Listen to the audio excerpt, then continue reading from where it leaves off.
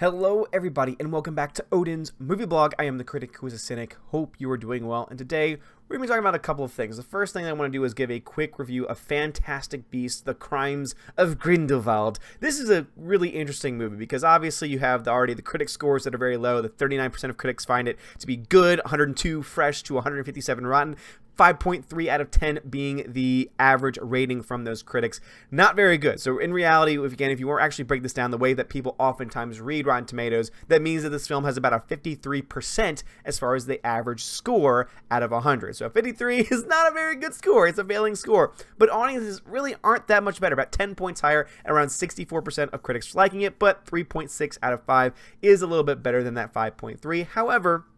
However, it is still not great either. And so what do I think about it? Like, what is the actual truth when it comes to the Crimes of Grindelwald? Well, here's the problem with this film overall, is that basically think of this film as being several tiny little mini films all crammed in together, all with different tones, all with different, motivations. And that's the Crimes of Grindelwald. And so the problem with that is that the tone is just, it's a tonal mess. It is an absolute tonal mess because it doesn't know what kind of film it wants to be. And I blame this really on the fact that J.K. Rowling is great at doing novels, is great at telling stories over a long, extended period of time, slowly building up characters. But when it comes to her screenwriting, as we saw with the first Fantastic Beasts film, it's just not her forte. It is just not her strength. She does not know how to put all the information going on in her head, all the things that she wants to do in her head, into a 2-hour format. It just does not work. I mean, again, keep this in mind that the books that she writes, on audiobook would be probably like 10, 20 hours long. So that's just not something that she's been able to do. The translation from book to movie is not always seamless, and this seems to be the case once again because the tone, obviously, I think, suffers in both the first and with this current film, The Crimes of Grindelwald, which is just a name I love to say. Grindelwald is so great. Also, too, Johnny Depp is still Grindelwald, which is kind of, upsetting to me because I will say that overall it was very obvious about who the bad guy was going to be towards the end of the first movie, and Colin Farrell was the guy that was playing the cop, and we knew the cop was probably gonna be the bad guy in the end. Sure enough, it was. And one of the worst parts of it, the face palm moment of the first film, was when all of a sudden Colin Farrell turned into Johnny Depp, and I was like, oh no, Colin Farrell could have been a really good bad guy, and unfortunately we're never going to see that because it looks like that character is just gone. I mean, obviously people say, oh, the Polly just showed potion, maybe he'll show up because obviously he needs to be a real person in order to look like somebody, but it looks like that's not actually going to be the case. But there are some good things with this movie. As I said before, there are like these little mini sections, and the ones that are really good are indeed really good. Again, when it comes to J.K. Rowling, when it comes to David Yates, who directs this film, they obviously have a history. They're able to produce some pretty good content. And so when the movie is on, it's on. And it's great. There's some really awesome parts. I will say that the animal and the creature design for this film is wonderful. I mean, they're adorable, they're powerful. It's really cool to see how they relate to things that we actually have in our current society, in the Muggle world, one might say. And so overall, I actually really enjoy those aspects of the film. But unfortunately for me, I feel like the bad parts of the film, or rather the weaker parts of the film, are so weak that it brings the rest of the film down with it. And on top of that, it is never a good thing for any movie to have this shifting tone. It just does not work. And so because of those reasons, and because overall the acting was okay, there were a couple of moments where even I kind of like laughed, and I looked at my wife because she's a huge Harry Potter fan, and even she said, like, yeah, you know what, those several different movies going on at the same time explanation perfectly works as far as a way to talk about this film. Again, she loved certain parts of the film, she hated certain parts of the film, and so for me, that brings this to be basically a C film. This is absolutely a solid C film. I think that there is enjoyment to be had. I think that you might like certain parts of it because there are some really cool parts that were added to this universe. But at the same time, I really want, and this is something that me and my wife talked about after we watched the film, she needs to stop. J.K. Rowling needs to stop playing with canon, because at this point, what she is doing is she is adding or trying to explain so many things or trying to create so many layers that now she's starting to go against canon. Now there are certain elements she's bringing up. I'm not going to go into too much detail because, again, I don't want to spoil anything too much, but I do want to say that what she's doing now is she's going so far against the what's the established canon, that now it's getting to the point where now there's canonic problems that are occurring. And for anyone that knows anything about Star Wars and the canonic problems of The Last Jedi, it's easy to see why this would be problematic for the future. In the end, we know that this is going to be a third film. Again, I'm not really spoiling anything by saying, yes, the ending is definitely something that, this is a middle movie, and the ending is very clear of that when it says, oh, look, there's more happening, and we're not going to show it to you. Things are really starting to get kind of interesting, and we're just not going to show it to you. So it's got that middle film syndrome on top of all the other issues, and so really, I can't give it much of a higher grade than a C, because overall, it's just a hodgepodge of a film. There's some really great moments, but there's also some really crappy moments too, and it's just an absolute tonal mess. So I really do think that this is one of the situations where, again, you look to the audience and the critic score and you see, okay, it's an okay film. Some might like it, some might not, and that's kind of the reaction you're getting. There's some people who love it, and I think it's because they're focusing so much on those scenes that they like, on those parts that they like, and ignoring the ones that are weaker. There's some people who say, it's okay, which is kind of like with me. It's like, it's okay, because there's good and they're bad. And then there's people who say, oh, the bad scenes are so bad that I can't possibly justify liking any of the positive scenes. But anyway, that's just my quick thoughts on it. The other thing I want to talk about today, because everyone's making a video about it. I mean, every single person in the Phantom Menace is making a video about it, and it makes a lot of sense because obviously this is Screen Rant. So we're saying, oh my God, Screen Rant, they got, they're legit, right? Well, they are and they aren't, because here the headline's kind of very deceiving. Disney has recast the original Star Wars trio, and now a new spin-off can happen. By saying they have recast the Star Wars trio, it's being very disingenuous, because this is all stemming from the fact that, one, let's talk about Leia.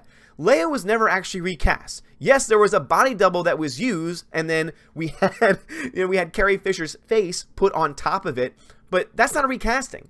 Because if you're going to try and make an entire movie with this kind of technology, guess what? It's not going to work, because it barely worked for the 2 seconds that we saw this on screen. So that's not that's not an actual recasting. That is them using a body double to try and get through in Rogue One a scene that was superfluous. They literally only had to use the back of this actress, not show her face, because guess what? All you need to do is see the hair and hear the voice, and you can use the canned voice if you want of what she was saying, saying, oh, we finally have hope. You could have done that easily without having to show her face, which one of my least favorite parts of Rogue One was the fact they did that. But again, it's not an actual recasting, so I think that's total crap.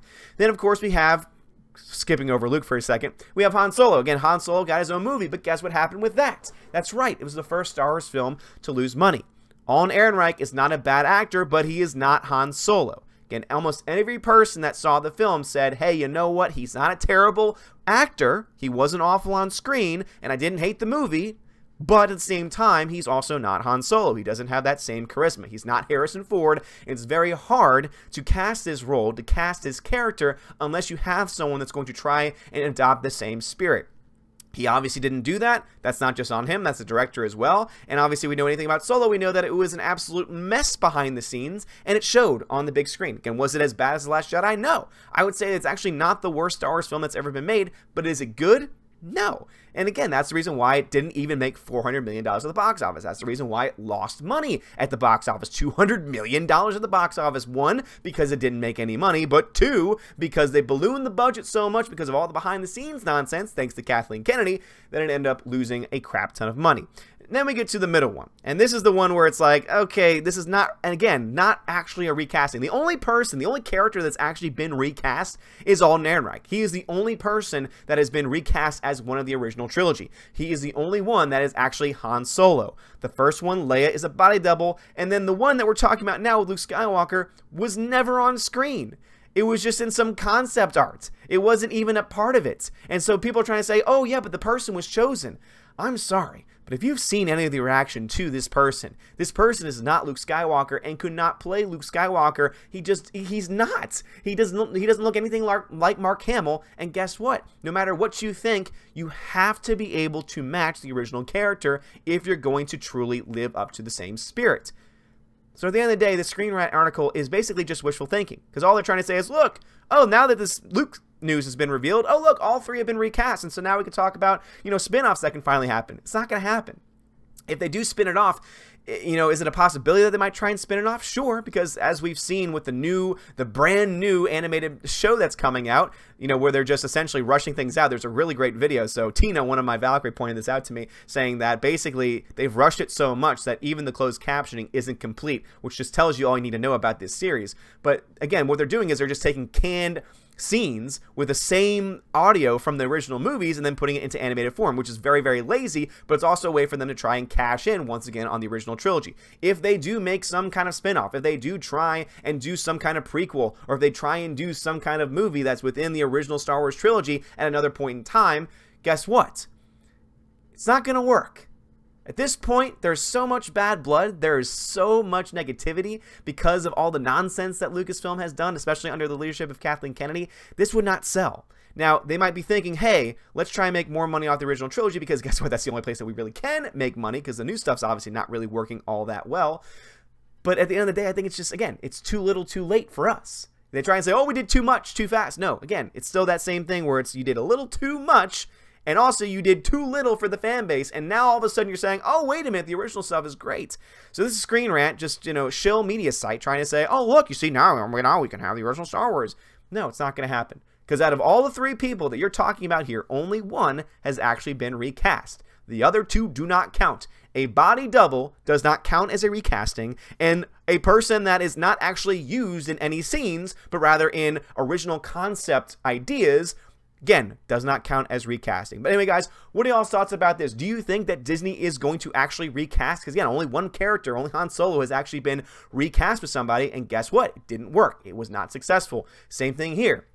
If they try and think, oh, it's the characters that people want, not the actors. No, no, no, no, no. Again, maybe if you had done something differently with the end of the Skywalker saga, maybe if you had given us that last time with all 3 on the big screen, maybe if you had done smart things when it came to making these new films, making this new trilogy, maybe you would be able to get away with that.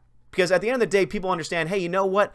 If things were going well, if good stories were being told and they were being done very well, and the fan base was not being just crapped on a daily basis by people like Rian Johnson, etc., guess what? The fans would be more open to saying, oh no, it makes sense. You need to cast younger actors in order to portray the characters and timelines that might be interesting, and we might actually be for that. But because of the current state of Star Wars, no one's going to want to see it. I guarantee you, you try and do this, like Screen Rant, I don't know if you realize what you're doing here, but I bet, you know what? Disney, I dare you to release a film with these 3 people and see what happens. It's going to fail. But guys, I would love to hear your thoughts on the comments below. So what are y'all's thoughts on this casting news? But also, have you seen Fantastic Beasts? What are your thoughts on this film? Again, it's okay. It's a C movie. I'm just done. I'm over it. J.K. Rowling, you just need to move on. Just leave Harry Potter alone. Before you start ruining things even further. Like, 'cause again, this movie has a lot of canon problems, and it's just getting really ugly. So I can only imagine what 3 will try and do with the with the 3rd film in this installment will actually do. So I would love to hear your thoughts on that. And of course, this casting news. Again, there are people who are putting out saying new Star Wars has been recast.